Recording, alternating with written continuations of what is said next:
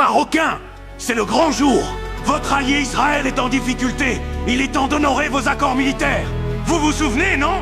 Les fameux accords d'Abraham, pas ceux du Coran. En 2012 déjà, vos soldats fanfaronnaient sur I24 News lors de la visite de Benny Gantz, prêts à faire la guerre à l'Algérie.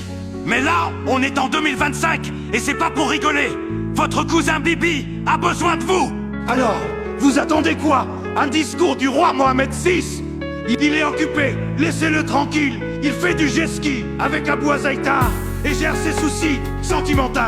Ou peut-être attendez-vous un tweet de Netanyahou pour une mobilisation générale. Allez, mobilisez vos femmes, vos soldats, vos influenceuses, vos drones, vos tiktokers. Faites honneur à vos engagements. Ce n'est plus le moment des danses folkloriques, c'est la guerre. Préparez-vous. Journée marathon, il y a eu une visite à l'intérieur de la base militaire des parachutistes. C'est la première fois là aussi, et le symbole était particulièrement fort, Jean-Charles, des Israéliens en uniforme de l'armée israélienne à l'intérieur d'une base militaire du Maroc. C'est la première fois publiquement que cela arrive.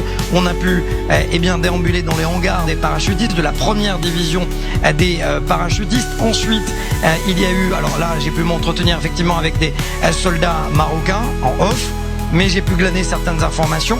On a quand même l'impression qu'il y a un excès de confiance, comme cela a été vécu en Israël à la veille de la guerre du Kippour en 1973, où ces soldats marocains se disent être prêts au combat contre qui? Contre l'Algérie. Ils sont remontés. Ils veulent absolument partager leur savoir avec leurs homologues, leurs futurs homologues israéliens. Ils m'ont dit que ce dont ils rêvent, c'est de pouvoir s'entraîner en Israël ou ailleurs d'ailleurs avec les parachutistes israéliens, comme tout un symbole d'ailleurs.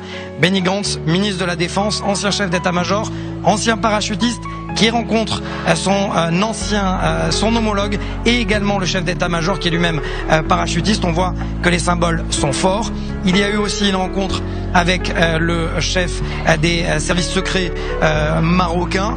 Là aussi, il a été question de stratégie. Et Jean-Charles, on a pu glaner aussi des informations du côté du conseiller à la sécurité et à la défense du ministère de la Défense, Zohar Palti, qui nous a dit que des générations et des générations avant lui sont venus en Israël, mais là, ils étaient comme undercover, c'est-à-dire que personne ne savait qu'ils étaient là, et aujourd'hui, cette relation est mise au grand jour. C'est ça, finalement, la réalisation des accords d'Abraham. J'ai pu m'entretenir également avec Meir Ben Shabbat, l'ancien l'ancien conseiller à la sécurité nationale. Lui-même m'a dit que cette visite de Benny Gantz, c'est la concrétisation, finalement, d'une relation qui a commencé par la politique, par la diplomatie, et qui se termine de la plus belle manière par la sécurité. Demain, deuxième jour de la visite de Benny Gantz.